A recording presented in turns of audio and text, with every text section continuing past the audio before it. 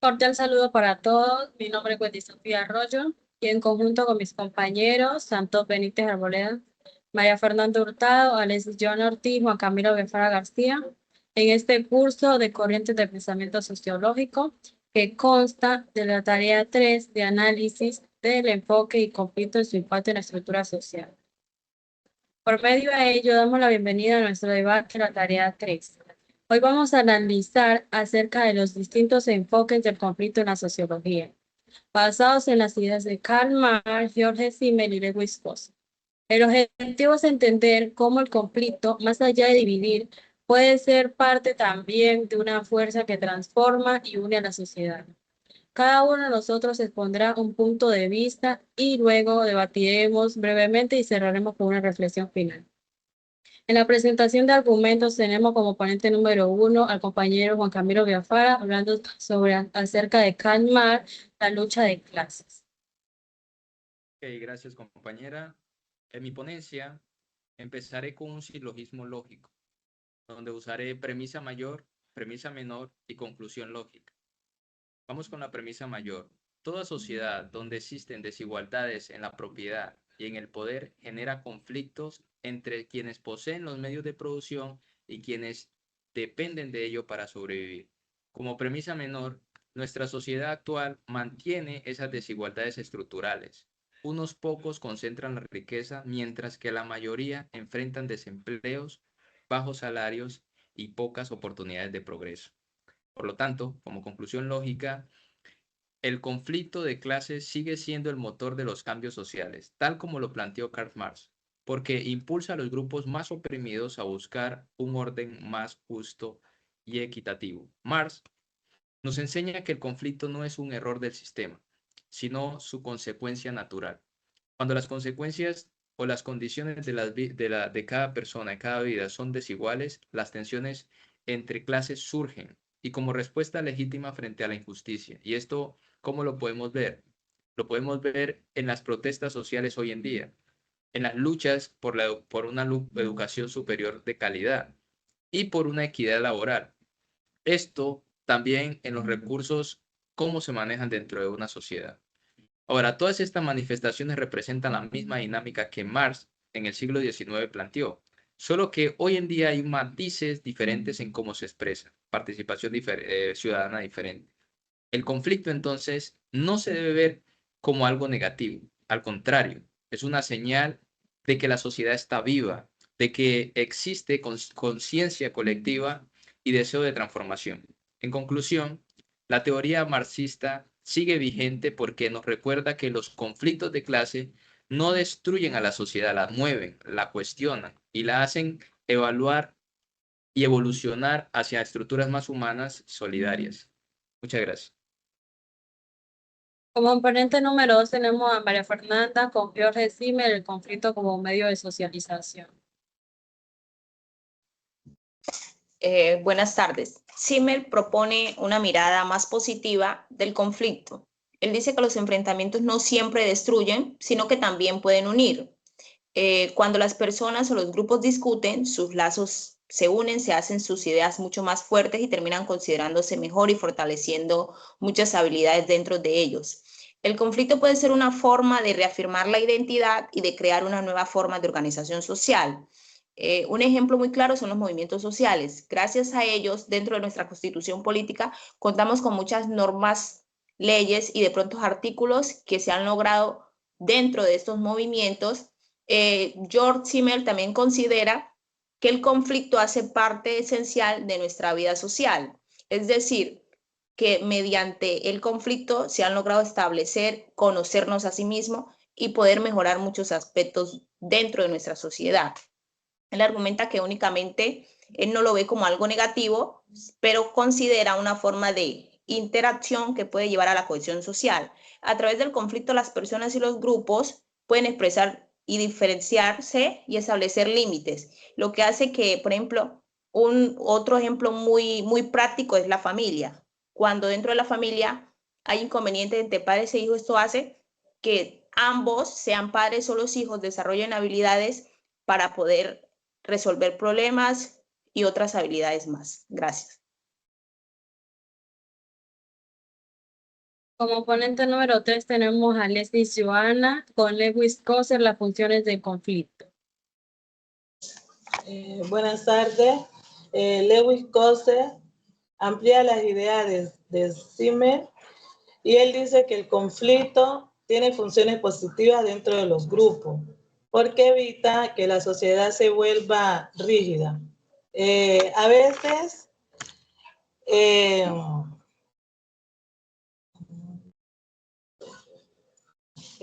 veces discutir o tener diferencias permite liberar tensiones y mejorar las instituciones. Un ejemplo claro es cuando dentro de las organizaciones hay desacuerdos, se maneja de manera llevadera, ¿no? Y eso lleva a que haya una innovación o ocurrencias más frecuentes. Se maneja, si estos conflictos se manejan de manera con diálogo, se puede mantener el equilibrio y fortalecer las relaciones humanas. Lewis Coser, con las ideas de Zimmer, él dice que los conflictos no solo son negativos, sino que nos llevan a algo positivo, ¿no? Muchas gracias. En discusión y refutación tenemos a la compañera Santos Benítez Arboleda. Cordial saludo, tutor y compañeros.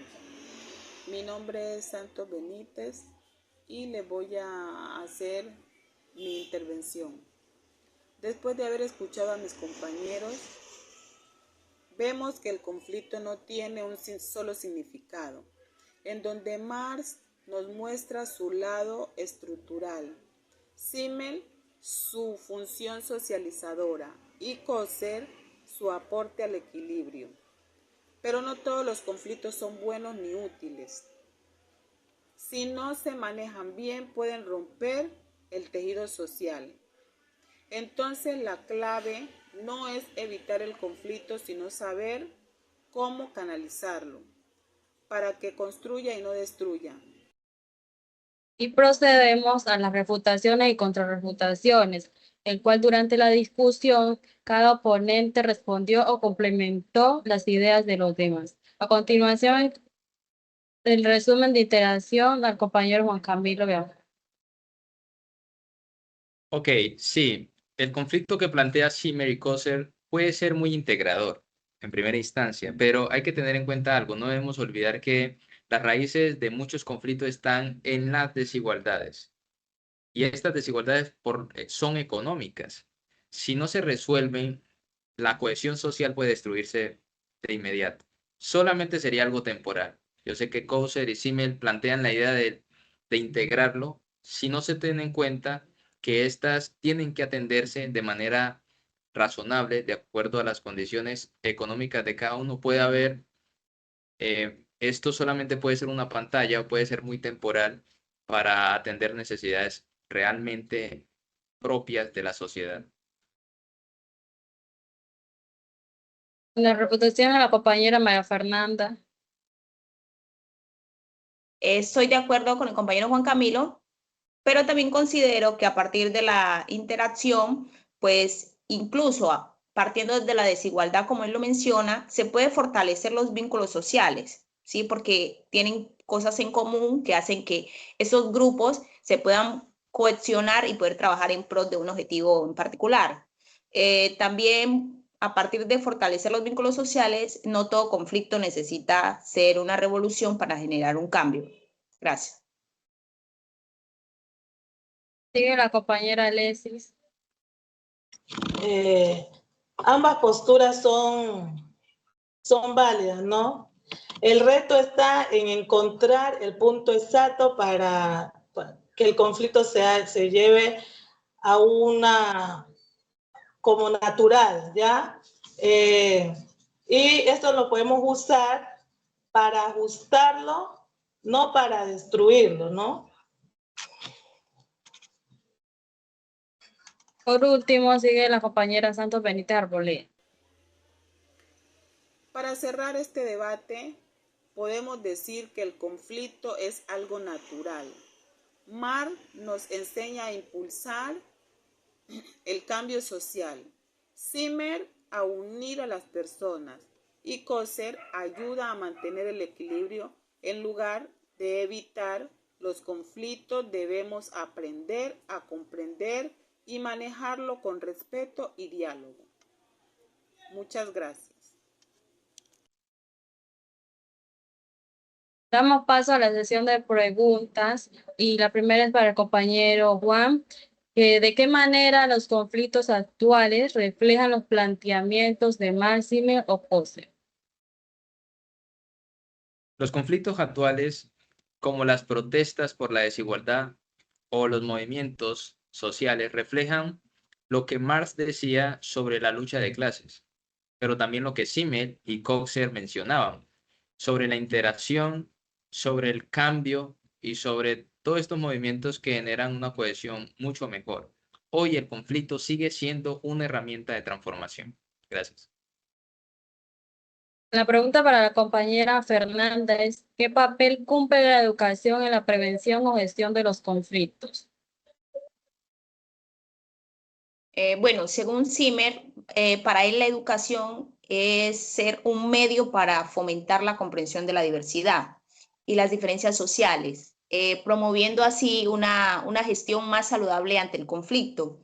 Que la educación puede ayudar a las personas a reconocer que el conflicto es parte natural de ellos, que es una interacción social que está en todos lados y que puede enseñar habilidades para manejarlo de cierta forma y verlo de una forma constructiva, evitando pues que escale hacia la violencia o la ruptura social. Para la compañera Alexis, la pregunta 3, ¿cómo podemos decir que el conflicto construye a la construcción de ciudadanía y justicia social? Siempre y cuando se maneje con respeto y participación. El conflicto se puede visibilizar con problemas que estaban ya ocultos, ¿no? Y dar voz a quienes lateralmente o así construyen ciudadanías o construyen ciudadanos activos y una sociedad más justa. La reflexión del grupo. En reflexión del grupo llegamos, el conflicto no es el enemigo de la sociedad, sino un espejo, el cual nos muestra que no funciona si nos impulsa a cambiar.